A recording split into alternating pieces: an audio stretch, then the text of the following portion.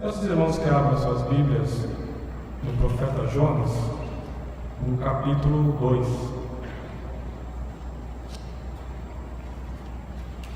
Se alguém tiver dificuldade de achar, porque o livro é tão pequenininho, o Antigo Testamento é tão grande, é só olhar no índice lá e achar a página.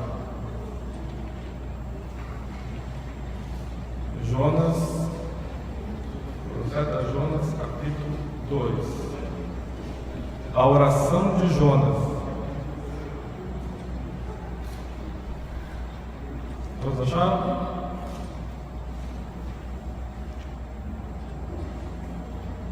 Faria aqui então a leitura dessa oração tão bonita e depois nós vamos meditar um pouco nela. Então Jonas, do ventre do peixe, orou ao Senhor, seu Deus, e disse: na minha angústia, clamei ao Senhor, e Ele me respondeu. Do ventre do abismo, gritei, e tu ouviste a voz. Pois me lançaste do profundo, no coração dos mares, e as correntes das águas me cercou. Todas as tuas ondas e as tuas vagas passaram por cima de mim. Então eu disse: lançado estou diante dos teus olhos. Tornarei porventura a ver o teu santo templo? As águas me cercaram até a alma. O abismo me rodeou e as águas se enrolaram na minha cabeça. Desci até os fundamentos dos montes. Desci até a terra, cujos ferrolhos se correram sobre mim para sempre. Contudo, fizeste subir da sepultura a minha vida, ó Senhor, meu Deus. Quando dentro de mim desfalecia a minha alma, eu me lembrei do Senhor. E subiu a ti a minha oração no teu santo templo. Os que entregam a idolatria vã abandonam aquele que lhe é misericordioso. Mas com a voz do agradecimento, eu te oferecerei sacrifício. O que votei, pagarei. Ao Senhor pertence a salvação. Falou, pois, o Senhor ao peixe, e este vomitou Jonas na terra.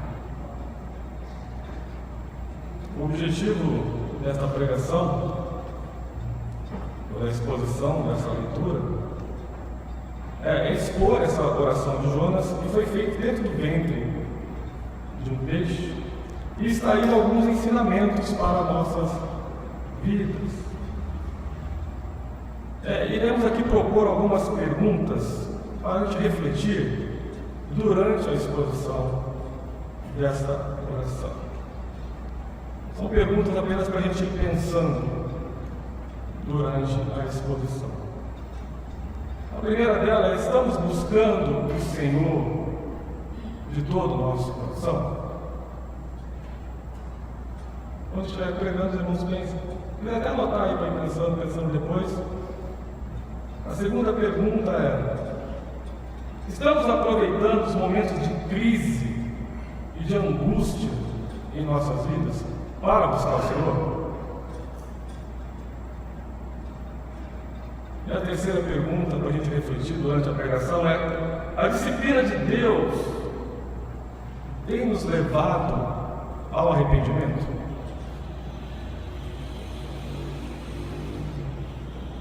São essas perguntas que eu queria propor para a gente pensar aí durante a exposição. Antes de começar a exposição, seria interessante a gente fazer uma contextualização do capítulo 2. No capítulo 1, os irmãos leem depois, aliás, leem o livro todo, é tão curtinho, 4 capítulos, a leitura gostosa. No primeiro capítulo, Deus chama Jonas, o profeta Jonas, a ir até a grande cidade de Nínive, para pregar o juízo de Deus, porque chegou até Deus a maldade daquele povo. Nínive era a grande capital da Síria. A Síria, naquela época, tinha um grande poder militar, um grande poder mundial. Nós estamos falando aí de coisa em cerca de 8 séculos antes de Cristo. E nessa época, em Israel, reinava o rei Jeroboão II. Aliás, Jonas era profeta no reinado de Jeroboão II, como nós podemos ver lá em 2 Reis 14:25. Jonas profetiza dizendo que Israel teria prosperidade, que expandiria os seus territórios. Naquele tempo de Jeroboão II, Israel vivia um momento de paz, de prosperidade e de tranquilidade, porque a Síria e Síria, sei lá, são duas nações, estavam ali meio já desgastadas, estavam ali meio enfraquecidas e deram sossego para Israel. E nesse período, então, Israel cresceu bastante, ficou bastante próspero. Esse é o lado bom. Mas o lado ruim é que Israel estava afundado na decadência espiritual. Todo tipo de idolatria estava ali acontecendo no território, nas terras de Israel. Eles tinham aquele duplo pensamento. Iam para o templo, adoravam a Deus, mas também adoravam a Astarote, adoravam a Baal, adoravam todos aqueles deuses que eram vizinhos ali de Israel. Pois bem, Deus chama Jonas para pregar em Nínive, mas Jonas vai para Tarsis. Os irmãos terem uma ideia da diferença geográfica, Nínive ficava aproximadamente 800 quilômetros da onde Jonas estava, que era perto da Samaria. Ele teria que fazer esse percurso andando ou em alguma montaria. O que Jonas faz? Ele desce até Jope, que é próximo de Jerusalém, para uma zona portuária, e pega uma embarcação para ir até Tarsis, que fica na Europa, na Espanha, que naquela época era o fim do mundo. A Espanha naquela época era o fim do mundo. Isso levava mais ou menos, aquelas embarcações daquela época, 1 mês de navegação. Então Jonas aí toma uma decisão totalmente contrária. Ao invés de ir para Nínive, ele resolve ir para Tarsis para descumprir uma ordem de Deus. Jonas não queria ir para Nínive de jeito nenhum. Jonas estaria desobedecendo a Deus. As histórias os irmãos conhecem bem. Ele entra naquela embarcação e Deus intervém poderosamente, com grandes ventos, com tempestade. Aquele navio está próximo, prestes à deriva, a afundar. Aqueles marinheiros ficam todos apavorados e começam cada um a orar aos seus deuses. E nada está adiantando, eles percebem então que alguém ali fez alguma coisa de grande, muito mal para o seu Deus. E Jonas está lá dormindo no fundo daquele navio. Até que eles chegam até Jonas. E interessante que o marinheiro pergunta para Jonas: você não vai orar ao seu Deus? E interessante é que Jonas não ora. E lá pelas tantas eles lançam sorte, a sorte cai sobre Jonas. E Jonas é lançado fora daquele navio. A tempestade acalma. E aqueles marinheiros glorificam ao Deus de Israel, fazem sacrifícios ao Deus de Israel, se convertem ao Deus de Israel. Mas no versículo 17 aí do capítulo 1, depois que Jonas foi lançado ao mar, Deus preparou um grande peixe, ou deparou um grande peixe para que tragasse a Jonas. E Jonas esteve 3 dias e 3 noites no ventre daquele peixe. É uma história bastante interessante e eu recomendo aos irmãos que façam a leitura desse livro tão importante para a cristandade. Bem, vamos então à exposição do texto, no capítulo 2. Eu dividi o texto em 4 partes. A primeira parte, que vai do versículo 1 até o versículo 6a, eu chamei de o clamor de Jonas. A segunda parte, que vai do versículo 6b ao 7, é a resposta de Deus ao clamor de Jonas. A terceira parte, que vai do versículo 8 ao 9, eu chamei de a resposta de Jonas. E a quarta parte, que está aí no versículo 10, é Deus reiniciando, restartando a missão de Jonas. Mas um ponto, antes da gente nós entrarmos na exposição desse texto, seria importante a gente reafirmar a historicidade desse texto e desse livro. Esse livro vem sofrendo ataques terríveis de teólogos liberais que acreditam que esse relato é um relato verídico. Eles dizem que isso é uma história, uma ficção, uma parábola, uma crendice judaica que foi escrita para trazer algum princípio, algum ensinamento, mas que de fato essas coisas não aconteceram.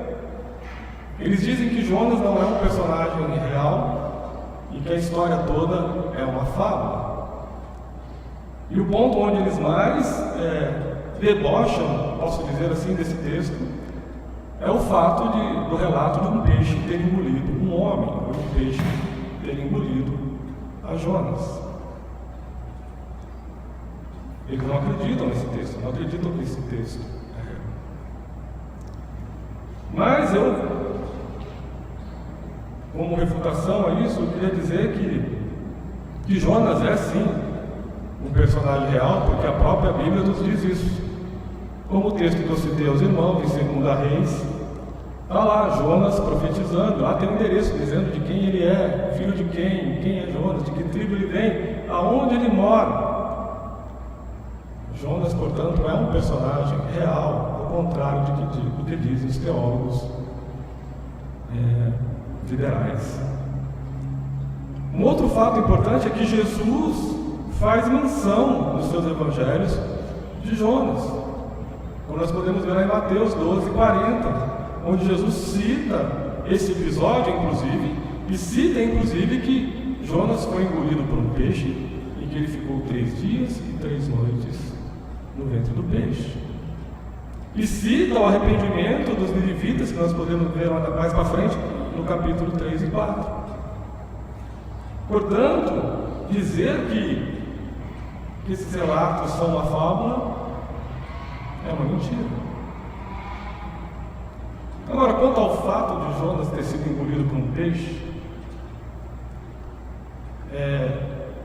há muitos relatos de que homens já foram engolidos por peixes, talvez por um tubarão-baleia, por uma baleia, mas eu nem queria muito pensar nisso, porque Jesus disse que o que aconteceu ali foi um sinal. Lá nos Evangelhos, Jesus disse: nenhum sinal lhe será dado, a não ser o sinal de Jonas. E sinal, no entendimento hebraico, é um milagre. O que acontece aqui é um milagre. E milagre não se discute com ciência.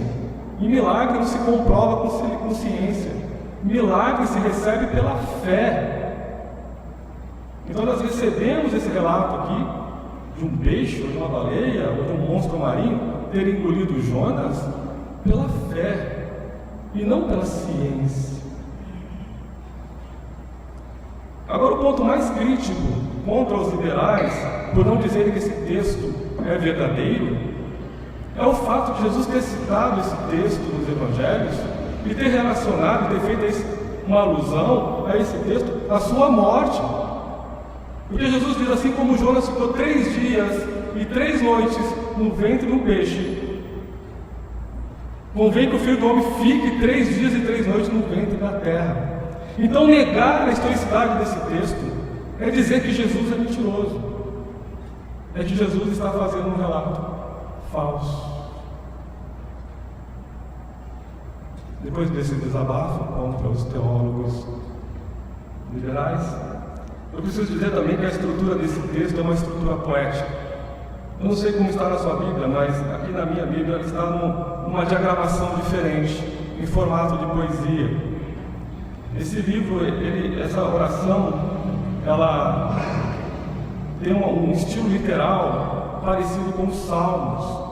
Aliás, essa oração ela está salpicada de salmos. Há muitos salmos aqui dentro dessa oração. Todos aqueles salmos de súplicas, tem vários pontos aqui, vários momentos onde ali Jonas lembrou daqueles salmos e colocou aqui na sua oração. Deve ser pelo fato de ele frequentar o templo e ele ouvir aqueles salmos durante a liturgia. Isso ficou impregnado em sua mente.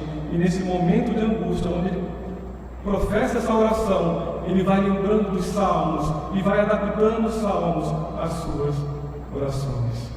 Aliás, isso é uma boa prática para todos nós. Aliás, Jesus fez isso quando estava em angústia. Lembrar dos salmos e recitar os salmos. Bom, vamos então tentar tirar alguns ensinamentos deste texto, desta oração, deste salmo para nossas vidas. Como já foi dito, essa oração foi feita dentro de um peixe. E é interessante dizer que é a primeira vez que Jonas ora, depois que Deus o chamou, depois que Deus o comissionou para ir pregar em Nínive. Deus chama Jonas e ele não ora. Jonas pega a embarcação e não ora. Jonas está o navio em deriva, ele não ora, apesar da insistência do capitão do navio. Mas quando Jonas está agora em momentos de dificuldade, ele ora. Será que nós às vezes não somos meio parecidos com Jonas? Só quando as coisas estão mais apertadas, mais difíceis, mais nebulosas, é que nós nos dedicamos mais à oração. Foi preciso Deus colocar Jonas dentro do ventre de um peixe, em tremenda angústia e sofrimento, para que Jonas orasse. Então Jonas ora. E a oração de Jonas começa assim. Ele antes de orar, diz: Senhor, meu Deus. Ele ora ao Senhor, seu Deus, lembrando do pacto de Deus com o seu povo, onde Deus diz: eu sou o seu Deus, ó Israel. No versículo 2, que seria o resumo talvez de toda essa oração que aqui profere, nós podemos ver aqui um estilo de linguagem bem conhecido nos Salmos também e nos escritos hebraicos, que é o paralelismo. Se os irmãos prestarem atenção, na primeira parte do versículo 2, a oração repete na segunda parte, apenas mudando as palavras, mas o significado é o mesmo. Veja os irmãos: na minha angústia clamei ao Senhor. Na segunda parte ele diz que gritou. Na primeira parte ele diz que o Senhor respondeu. Na segunda parte ele diz que o Senhor ouviu a sua voz. É uma forma hebraica de oração, de construção dos salmos. Mas eu queria chamar a atenção dos irmãos para essa expressão, o ventre do abismo, que também pode ser traduzido como Sheol, ou geralmente interpretado como habitação dos mortos, ou até alguns como por inferno. Por conta disso, alguns estudiosos da Bíblia, por essa expressão, acreditam que Jonas realmente morreu quando foi lançado no mar, e que o peixe pegou Jonas já ali morto e ele foi ressuscitado no ventre do peixe. Por outro lado, como dissemos aqui, essa oração ela está impregnada de salmos. Portanto, entendemos que essa expressão no ventre do abismo ou no Sheol são palavras que ele retirou dos salmos, que é bem comum nos salmos de súplica, o salmista tentar descrever a sua angústia, a sua dor desta forma, dizendo que ele está à porta dos infernos, que está em trevas, que está à beira da morte. Portanto, eu creio que Jonas não morreu de fato. Ele apenas está se valendo das expressões do saltério para expressar a sua situação terrível, para expressar a sua angústia. No versículo 3, ainda nessa oração, Jonas descreve todo o seu sofrimento e sentimento enquanto se afogava. Porque quando Jonas foi lançado ao mar, o peixe não o engoliu imediatamente. ele começou a afundar, ele começou a se afogar. Ali ele foi descendo naquele mar. E enquanto descia, ele ali, ainda consciente, ele começa a descrever tudo o que está se passando com ele. Mas prestem atenção e observem que Jonas tem plena consciência de que tudo que ele está passando é pela mão de Deus. Deus está agindo em todas aquelas coisas. Jonas não culpa a tempestade, Jonas não culpa os marinheiros, Jonas não culpa nenhuma outra situação. Ele tem plena consciência daquele sofrimento que ele está passando, aquela situação que ele está passando, vem das mãos do Senhor. Às vezes nós somos tentados a pensar que Deus não inflige sofrimento ao seu povo, ou que Deus não castiga o seu povo. Mas o que Deus está fazendo com Jonas aqui, Ele está disciplinando a Jonas. Ele está assim castigando a Jonas. Ele está aqui trazendo dor e aflição para Jonas, porque Deus tem um propósito maior na vida de Jonas, e ele precisava passar por isso. No versículo 4, nós vemos na oração de Jonas algo interessante. Porque se no começo desse livro, lá no capítulo 1, quando Deus comissiona Jonas a ir pregar em Nínive, e ele foge da presença de Deus, porque é isso que Jonas queria, ele queria fugir da presença de Deus, porque ele não queria pregar lá em Nínive, porque na verdade ele queria que Deus destruísse Nínive, porque ele não gostava dos ninivitas, ele não queria que Nínive se convertesse, que a Síria se convertesse. Se naquele primeiro momento ele fugiu da presença de Deus, e foi isso que ele fez, agora aqui que ele está em aflição, que ele está afundando ali naquele mar tenebroso, olha só o que ele diz. Então eu disse: lançado estou diante dos teus olhos, ou seja, ao temor dele. Agora eu estou longe da presença do Senhor, eu estou separado de Deus, e esse era o temor de Jonas. Ele que estava temendo estar separado de Deus. Ele que outra hora quis estar separado, mas agora no momento da aflição ele quer estar perto de Deus, e ele está temendo essa distância de Deus, porque ele entendeu que estar separado de Deus é a pior coisa que poderia acontecer a ele. Morrer afastado de Deus seria habitar para sempre no Sheol. Esse é o temor de Jonas. E ainda no versículo 4 há um fato interessante, que no meio da sua tristeza, e Jonas está ali prestes a morrer. Veja que o peixe ainda não pegou Jonas, ele está afundando. Já está faltando oxigênio para ele ali. Ele já está perdendo a consciência. E no meio da sua tristeza, ele faz aqui um lamento. Porventura, tornarei a ver o seu santo templo.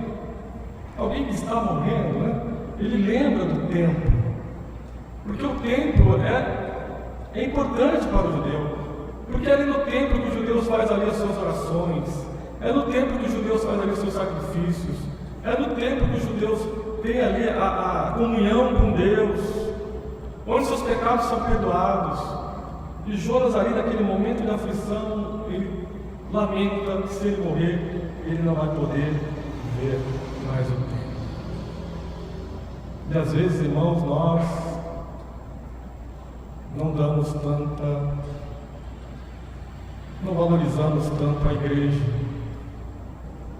Às vezes deixamos de vir ao culto por qualquer bobagem, deixamos de vir ao culto por qualquer condição, por qualquer situação. Não temos aqui o mesmo sentimento de Jonas de querer estar no templo, de querer estar na presença de Deus, de querer estar em comunhão com os outros irmãos. Mas Jonas aqui, quando está prestes a morrer, lamenta isso, que ele não poderia ver o templo.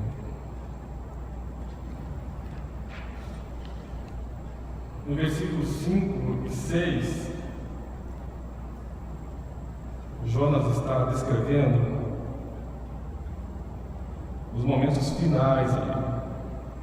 Ele está bem perto da sua morte. Veja aí o termo, né? As águas lhe cercam até a alma. Ele já tem a noção de que não tem escapatória para ele.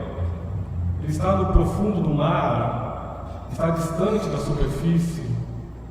Não há escapatória mais para Jonas. Ali os seus pulmões já estão vazios. Ele está sentindo, ele está conseguindo mais respirar. As algas estavam enroladas na minha cabeça. Ele estava perdendo a consciência. Ele já não estava mais conseguindo pensar direito. Estava ali a alguns segundos da morte propriamente dita. E a expressão aí, fundamento dos montes, faz referência ao mais profundo abismo, ou seja, a base das montanhas. Ele está no abismo, sem chance dele ser resgatado ou dele voltar à tona. E a expressão ferrolhos se correram sobre mim faz referência a uma crença hebraica, onde eles entendiam que o inferno, ou que a habitação dos mortos, ficavam embaixo da terra. Na verdade, até hoje, muitas pessoas pensam assim, né, que o inferno é no centro da terra. E que ele passaria os portões do inferno, ou da morte, e os ferrolhos, ou seja, a trinca dessa porta seria fechada para sempre, de tal forma que ele não poderia mais voltar. Essa é a situação em que Jonas estava. A poucos minutos, segundos da morte, sem esperança, sem chance nenhuma. Ninguém podia resgatá-lo. Ele não podia nadar porque já estava fraco, estava perdendo a consciência, estava totalmente dominado pelas circunstâncias, estava prestes a morrer. E aí entramos aqui na segunda parte, que é a resposta de Deus à oração de Jonas, que começa aí na parte B desse versículo, com essa palavra contudo. A situação de Jonas é terrível. Contudo, e que palavra boa essa, né? Aqui a intervenção de Deus na situação. Contudo, fizeste subir da sepultura a minha vida, ó Senhor meu Deus. A palavra contudo revela a intervenção de Deus em resposta à oração de Jonas. Neste momento, Deus livra Jonas da morte, tirando da sepultura iminente. E Jonas tem uma expressão de louvor dizendo: Senhor meu Deus. É justamente nesse momento em que o peixe vem e engole Jonas. A intervenção de Deus é fazer com que o peixe engula Jonas naquela hora.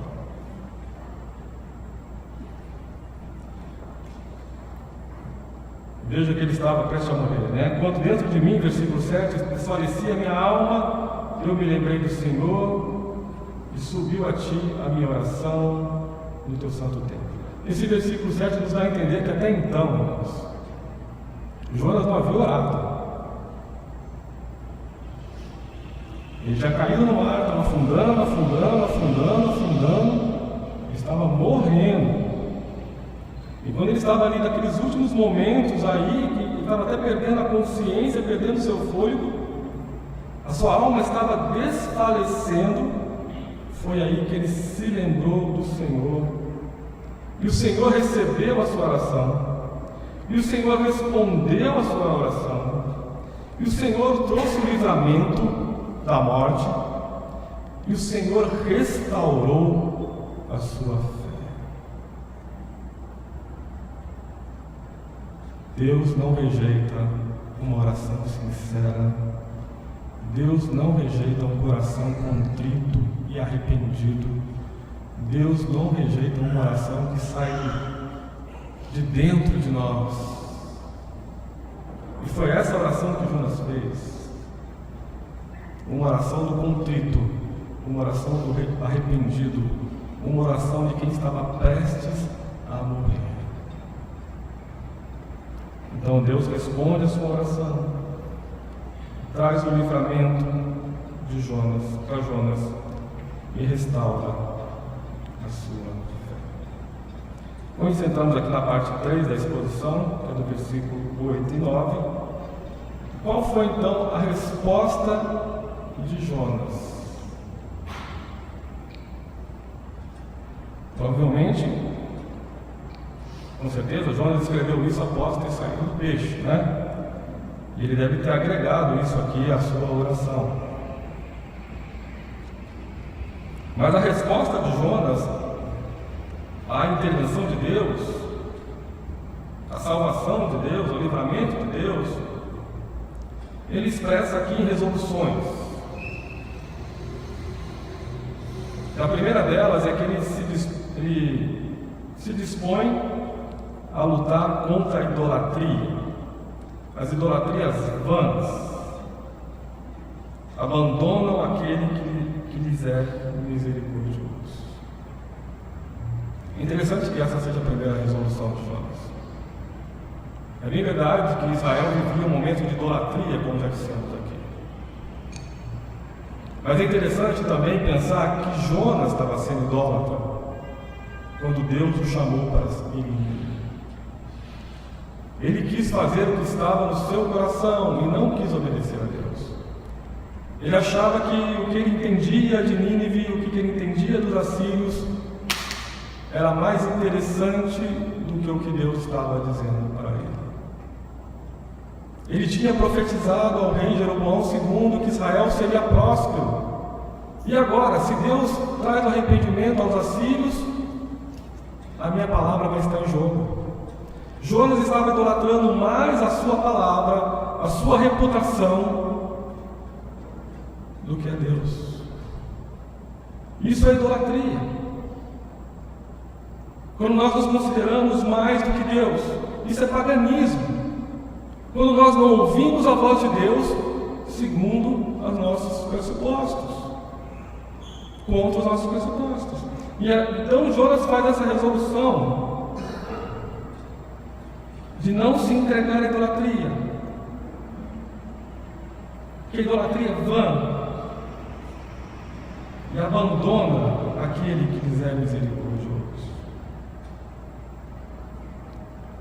E a segunda resolução de Jonas é que ele vai fazer um agradecimento. Ele tem aqui uma ação de graça, ele vai ser grato ao Senhor por aquele livramento. Ele diz que vai oferecer sacrifícios, que ele vai se dedicar ao Senhor.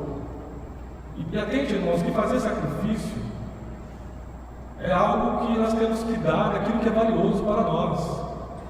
Não existe sacrifício sem doação. Não existe sacrifício sem que nós venhamos a dar alguma coisa de nós que seja importante para nós, que seja valoroso. E o que Jonas está dizendo é que ele é grato ao Senhor e ele vai oferecer sacrifícios ao Senhor. Ele vai dedicar a sua vida ao Senhor. Ele vai dar aquilo que é mais valoroso ao Senhor, porque ele reconhece o livramento de Deus, a salvação do Senhor. E ele quer fazer isso com votos, ele quer pagar votos ao Senhor. Todo profeta em Israel, ele tem um voto diante de Deus de dizer que ele precisa dizer tudo o que o Senhor tem mandado ele dizer. Jonas falhou nesse voto no primeiro capítulo. Mas agora ele está restaurando esse voto, dizendo que o que ele votou, ele vai pagar. Ele tem essa resolução diante de Deus. E a última resolução de Jonas, a última resposta de Jonas diante do livramento de Deus, é que ele entende que a salvação pertence ao Senhor. A salvação não pertence a Jonas, a salvação não pertence a Israel. Ainda que ele pensasse assim, porque ele achava que Nínive não deveria se converter. Ele achava que a salvação estava ali restrita somente a Israel. Aliás, os judeus pensavam assim. Mas não podemos fazer isso, e ele entendeu isso duramente, porque Deus salva quem Ele quer. Se Deus quiser salvar os ninivitas, Ele salva. Se Deus quiser salvar os gentios, Ele salva. Se Deus quiser salvar os pagãos, Ele salva. A salvação pertence ao Senhor. Jonas entendeu isso de maneira dura. E agora ele tem essa resolução. Agora eu aprendi que a salvação pertence ao Senhor. E com isso chegamos à nossa quarta e última parte dessa exposição, que está no versículo 10, onde Deus reinicia, por assim dizer, a missão de Jonas.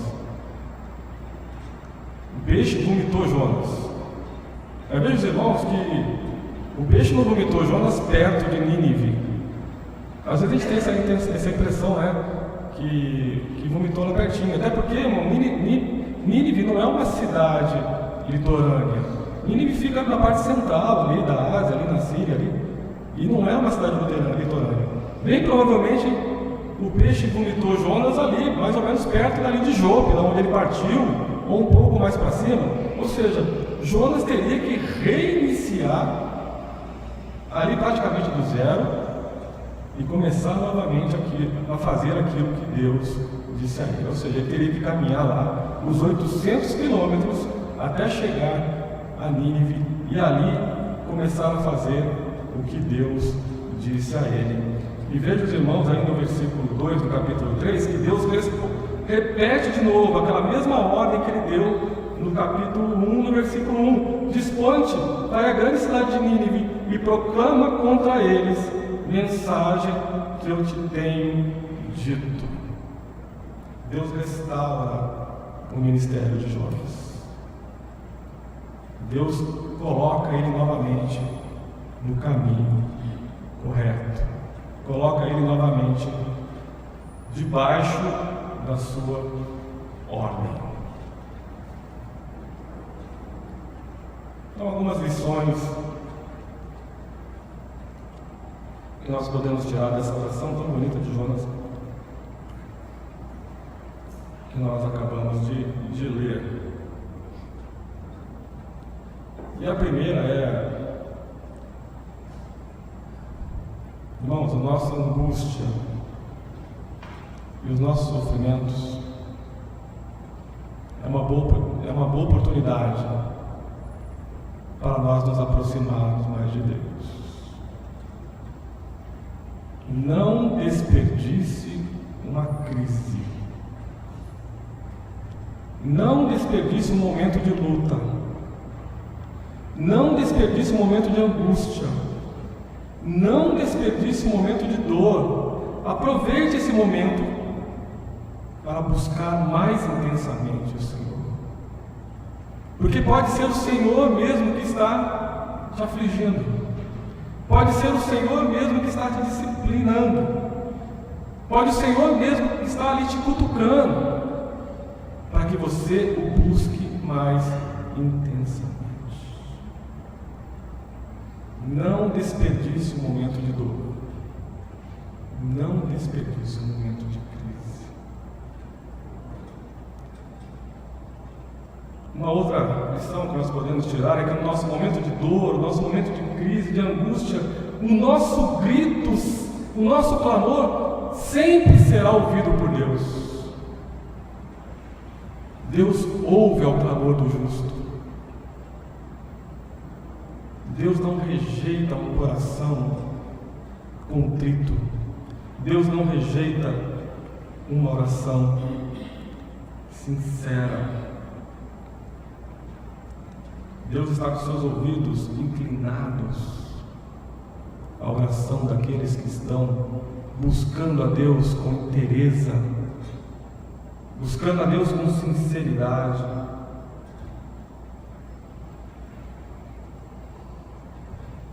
Uma terceira lição que a gente também pode aprender dessa oração de Jonas é que Deus disciplina aquele que Ele ama. A disciplina de Deus não é para nos prejudicar. A disciplina de Deus é para nos fazer melhor. E durante a disciplina de Deus, nós temos que estar atentos, em oração, buscando na Sua palavra, para que nós possamos entender qual é o propósito de Deus, para que nós possamos nos colocar diante de Deus. E se tem algo a ser restaurado, precisamos colocar diante de Deus. E se tem algo a ser mudado, que seja mudado diante da disciplina de Deus, que nós não venhamos a ficar endurecidos, mas que nós venhamos a se derreter na presença de Deus. Dizem que o crente tem que ser como uma cera, e quando o sol esquenta, ela derrete. E que o crente não pode ser como um barro, e quando o sol esquenta, ele endurece. Nós temos que ser crente mole, crente cera. Quando Deus disciplinar, corre na presença do Senhor. Peguei contra ti, me perdoa, restaura a minha vida, dá-me mais o teu Espírito. Uma última lição que nós podemos tirar várias lições, só estou citando algumas aqui, é que não tem como se esconder da presença de Deus, irmãos. Jonas tentou. Ele quis fugir para Tarsis, ele foi para o fundo do navio, ele foi para o fundo do mar, ele foi para o ventre do peixe, mas em todos esses lugares a presença de Deus se fazia presente. Deus está em todos os lugares. Não tem como fugirmos da presença de Deus. Como diz o salmista, se eu ponho a minha cama no abismo, tu lá estás. Se eu vou para o céu, qualquer lugar, Senhor, para onde fugirei da tua presença? Não tem como fugir da presença do Senhor. Eu já estou encerrando, irmãos, mas eu não poderia deixar de trazer um conteúdo teológico dessa oração, porque que nós estamos podendo, que nós identificamos aqui nesta oração é a doutrina da salvação. Veja, se nós olharmos aqui para a situação de Jonas e projetarmos para nossas vidas, o que nós vamos entender e ver é que nós também, outrora, estávamos mortos. Estávamos mortos em nossos delitos e pecados. Estávamos ali como Jonas, ali nas profundezas do mar, sem esperança.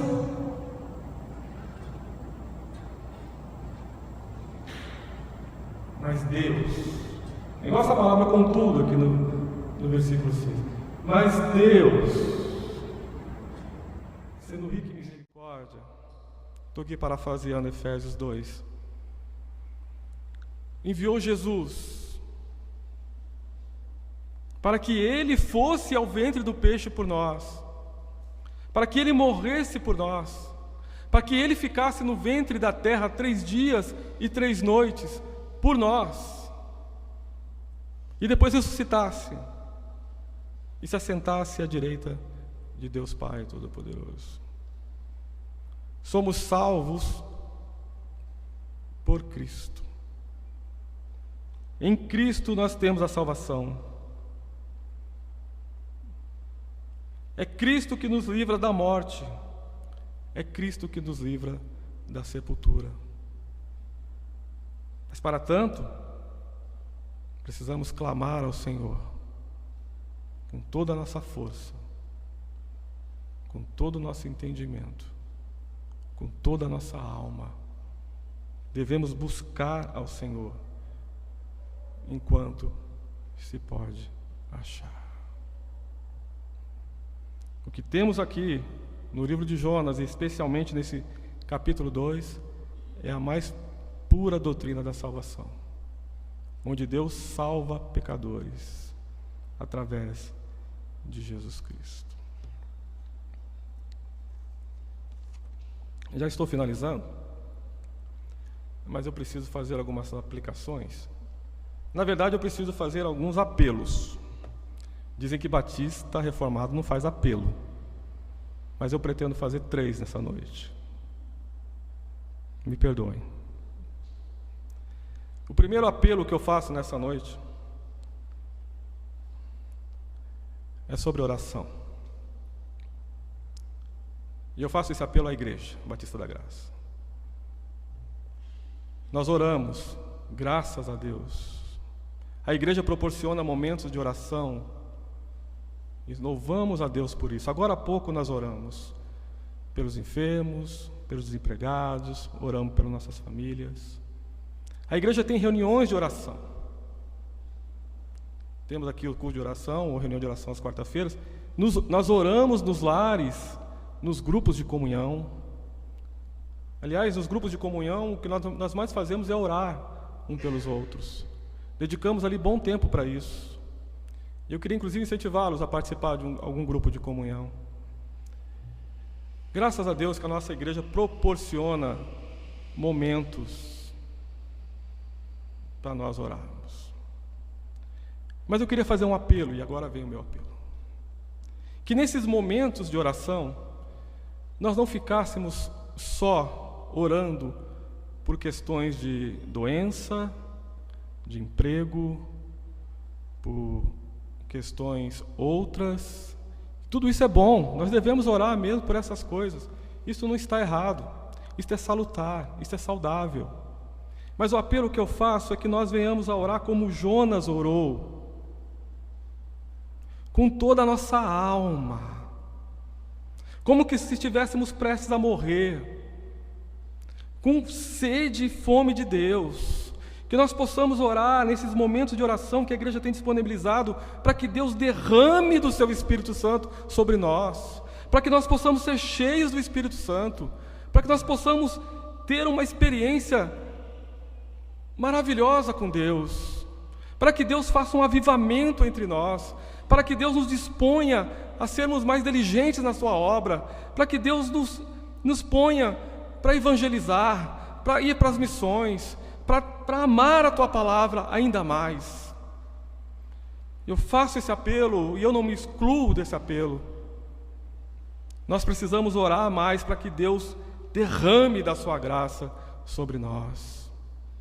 Ainda que continuemos a orar um pelos outros, pelas coisas que precisamos, pelos nossos dia a dia, mas o que nós mais precisamos, irmãos, é mais de Deus, da plenitude do Senhor, do poder de Deus em nossas vidas. Precisamos orar e clamar a Deus que Ele desça até nós com poder e mude as nossas vidas.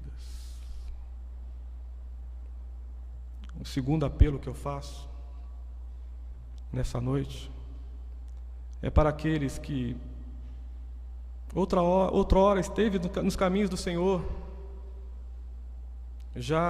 Não sei se temos alguém nessa noite nessa situação, mas Deus sabe, que já esteve nos caminhos do Senhor, que já participou da igreja e que por algum momento, algum motivo se afastou dos caminhos do Senhor. Isso se aplica também às pessoas que às vezes estão na igreja, frequentam os cultos, participam das ordenanças, estão sentados nos bancos, louvam o Senhor com os lábios, mas o coração está tão distante. O coração está lá em Tarsis. O coração está lá naquele navio, naquele mar, tão longe de Deus. Eu queria fazer um apelo para você nessa noite, se você se encontra nessa situação, se você que está afastado do Senhor, talvez não fisicamente, mas o seu coração está longe de Deus, eu queria fazer um apelo que você volte para o Senhor nessa noite. Busque o Senhor. O Senhor não rejeita a oração do contrito, irmãos. O Senhor não rejeita a oração do arrependido. Esta é a oração que Deus responde. Clame o Senhor com toda a sua força, como se você estivesse a morrer, como se você estivesse no seu último suspiro. Se arrependa dos seus pecados e busque o Senhor, que Ele vai te salvar, porque a salvação pertence a Ele. Busque a Deus com toda a inteireza do seu coração. É o apelo que eu faço aqui nessa noite. terceiro apelo que eu faço é para aqueles que não têm Cristo. Eu quero dizer para você que você está no fundo do mar, sem chance nenhuma. Nada poderá te salvar. Você está às portas do inferno e o ferrolho vai passar sobre a sua cabeça. Aquele portão será trancado e nunca mais será aberto. Se você está sem Cristo, você está em grande perigo.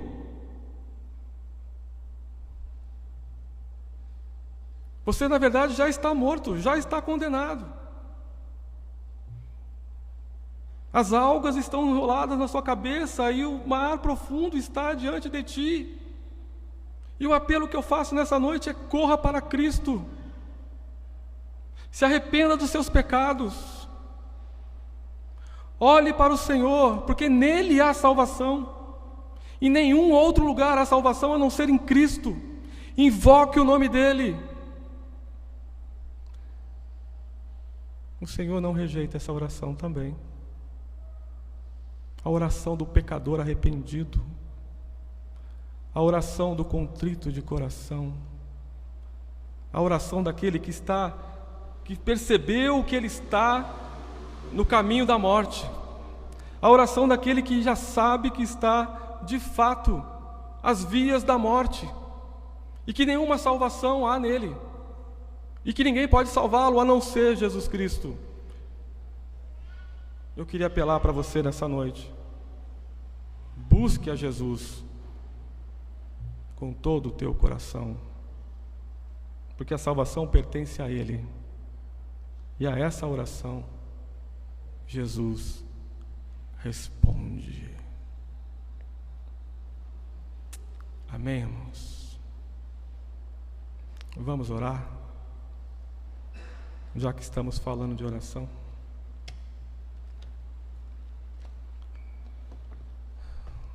Senhor Deus, que bom poder meditar na Tua Palavra. Que bom poder meditar na oração do Teu servo Jonas e poder aprender com a experiência de Jonas. Por isso pedimos, Senhor, ensina-nos a orar, que nós possamos orar com todo o nosso ser, com todo o nosso coração. Ajuda-nos, Senhor, a buscar-te, Senhor,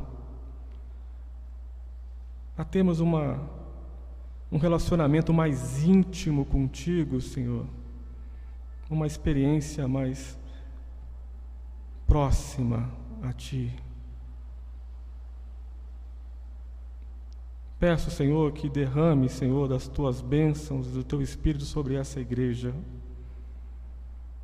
Que nós possamos buscar-te mais e mais e poder experimentar mais e mais de Ti, Senhor, e se alegrar na Tua presença e regozijar com o Teu amor.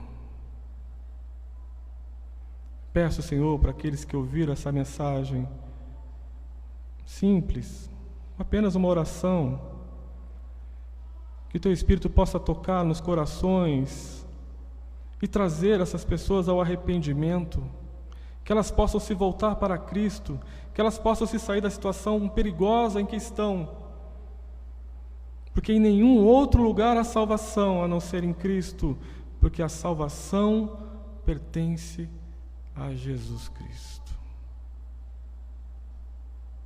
Obrigado, Senhor, pela Tua Palavra, que é poderosa, e que Teu Espírito Santo possa consertar todas as coisas que estavam erradas aqui, e que Ele possa assentar a palavra no coração de cada um de nós. Em nome de Jesus. Amém.